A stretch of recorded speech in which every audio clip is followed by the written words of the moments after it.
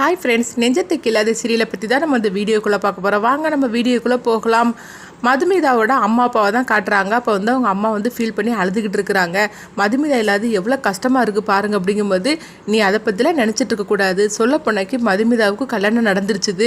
இன்னும் போல் அவள் வாழ்க்கை நல்லா இருக்கணும், அதை பற்றி மட்டும்தான் நம்ம யோசனை பண்ணணும் அப்படிங்கவும். அப்போ பால் இப்போ தான் வந்திருக்குது அப்படின்னு சொல்லும்போது அம்மா பால்காரன் வந்து சீக்கிரமாகவே வந்துடுவான். ஆனால் மதுமிதா வந்து நம்மளுக்காக லேட்டாக போட சொல்லியிருக்கிறா. அப்படிங்கும்போது பாருங்களேன், மதுமிதா நம்மளுக்காக ஒவ்வொன்றையும் பார்த்து பார்த்து செய்திருக்கிறா அப்படின்னு சொல்லிட்டு மதுமிதாவோட அம்மா வந்து கண்கலைங்க அழுதுகிட்டு இருக்கிறாங்க. இந்த மாதிரி நடந்துட்டு இருக்கு. அடுத்து பார்த்தோம்னா கௌதமியும் மதுமிதாவை தான் காட்டுறாங்க. ரெண்டு பேரும் வந்து ஆளுக்கு ஒரு இடத்துல படுத்து தூங்கிட்டு இருக்கிறாங்க. அப்போ வந்து கௌதம் எந்திக்கிறாங்க. ஐயோ லேட் ஆகி போச்சு போலுக்கு அப்படின்னு சொல்லிட்டு மதுமிதாவை பார்க்குறாங்க. அவங்க சோபால படுத்து தூங்கிட்டு இருக்கவும் மதுமிதாவை எழுப்புறதுக்காக வராங்க. எப்படி எழுப்பனே தெரியல அப்படின்னு சொல்லிட்டு ஒரு ஸ்பூன் எடுத்து அவங்க தட்டி எழுப்புறாங்க. உடனே மதுமிதா ஐயோ டைம் ஆகி போச்சா, நான் எப்பவுமே பால் வாங்கிட்டு வர அப்படின்னு சொல்லிட்டு அவங்க எந்திக்கிறாங்க. என்னாச்சு மதுமிதா அப்படிங்கிறாங்க. அப்போ மதுமிதா பார்க்குறாங்க, நம்மளுக்கு கல்யாணம் முடிஞ்சு போச்சா, நம்ம வீட்டில் இருக்கிறோங்கிற அதே ஞாபகத்திலே இருந்துட்டு அப்படிங்கவோ, என்ன மதுமிதா நல்லா தூங்கிட்டீங்களா அப்படிங்கும்போது, என்னது நான் நல்லா தூங்கிட்டேன் அப்படின்னு சொல்லிட்டு மதுமிதா ஃப்ளாஷ்பேக்காக கதையை நினைக்கிறாங்க. அதில் பார்த்தோம்னா கௌதம் வந்து நல்லா கொரட்டை விட்டு தூங்கிட்டு இருக்கிறாங்க. இதனால மதுமிதா வந்து தூங்க முடியாமல் தவிச்சிட்டு இருக்கிறாங்க. இதை அவங்க ஃப்ளாஷ்பேக்காக நினச்சி பார்த்துட்டு ஆமாங்க ரொம்ப நல்லா தூங்கிட்டேங்க அப்படின்னு சொல்லிட்டு இருக்கிறாங்க. சரி சரி லேட் ஆகுது, கிளம்புங்க, நம்மளுக்கு வர டைம் ஆயிடுச்சுது, சரி டிஃபன் வந்து என்னன்னு சொல்லிட்டு நம்ம ஆர்டர் கொடுத்துடலாம் அப்படிங்கும்போது சரின்னு சொல்லிட்டு பார்த்தோம்னா கௌதம் வந்து டிஃபன் என்ன வேணும்னு சொல்லிட்டு அவங்க ஃபோன்லேயே ஆர்டர் கொடுக்குறாங்க.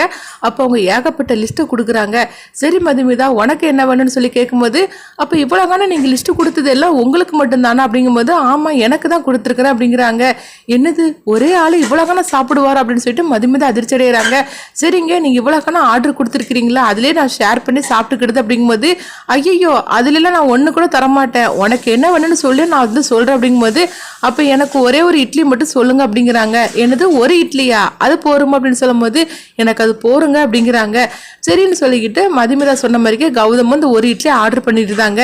அடுத்தது வந்து மதுமிதாட்ட சொல்றாங்க, என்னங்க ஒரு இட்லி தான் சாப்பிடுவீங்களா அப்படிங்கும்போது, ஆமாங்க எனக்கு அதுவே போர் அப்படிங்கிறாங்க. அப்போ மதுமிதா நினைக்கிறாங்க, இவர் என்ன இவரோட வாழ்க்கை வேற மாதிரி இருக்கு, நம்மளுடைய வாழ்க்கை வேற மாதிரி இருக்கு, இவரு கூட சேர்ந்து நம்ம எப்படிதான் குப்பையை கொட்ட போறோமோன்னு சொல்லிட்டு நினைக்கிறாங்க. அடுத்து பார்த்தோம்னா மாயாவையும் ஜீவாவையும் தான் காட்டுறாங்க. இப்போ மாயா சொல்றாங்க, என்ன இருந்தாலும் சரிதான், நம்ம வந்து கல்யாணத்துக்கு அங்கே இருந்திருக்கணும், நம்ம வந்து தப்பா போச்சுது, நான் உங்களை புரிஞ்சு நம்ம நடந்துக்கிட்டுதாங்க அப்படிங்கவும். இதை கேட்டதுமே ஜீவா சந்தோஷப்படுதாங்க. என்ன மாயா சொல்கிற அப்படிங்கும்போது, ஆமாங்க உங்களுக்காக நான் என்னை வந்து மாற்றிக்கிறேன் கொஞ்சம் கொஞ்சமாக அப்படின்னு சொல்லவும், இதை கேட்டதுமே ஜீவா வந்து ரொம்பவே சந்தோஷப்படுதாங்க. சரிங்க நம்ம உடனே வந்து இங்கேருந்து இந்தியாவுக்கு கிளம்பிடலாம் அப்படிங்கும்போது, என்ன மாயா சொல்லிட்டு இருக்கிற உடனே கிளம்புறோம் அப்படிங்கும்போது, ஆமாங்க என்ன இருந்தாலும் செய்துதான், நான் செய்து தப்புங்க, நம்ம உடனே இங்கே வந்திருக்கக்கூடாது, இங்கே பாருங்க இங்கே வந்து நம்மளுக்கு ஹனிமூன் கூட ஒழுங்காக நடக்கவும் இல்லை, வந்து எதோ பிரச்சனையெல்லாம் நடந்து போச்சுது, அதனால் மனசே சரியில்லை, நான் வந்து உங்களுக்காக நான் எல்லாத்தையும் நான் விட்டு கொடுக்க தயாராகிட்டேன், நம்ம இப்போமே கிளம்பலாம் அப்படிங்கவும். இதை கேட்டதுமே ஜீவா ரொம்பவே சந்தோஷப்பட்டுட்டு அவங்க அம்மாவுக்கு ஃபோன் பண்ணுறாங்க. அப்போ சொல்லு ஜீவா எப்படி இருக்கிற அப்படின்னு கேட்கும்போது, நல்லா இருக்கிறம்மா, நாங்கள் இந்தியாவுக்கு கிளம்பி வரோமா அப்படிங்கிறாங்க.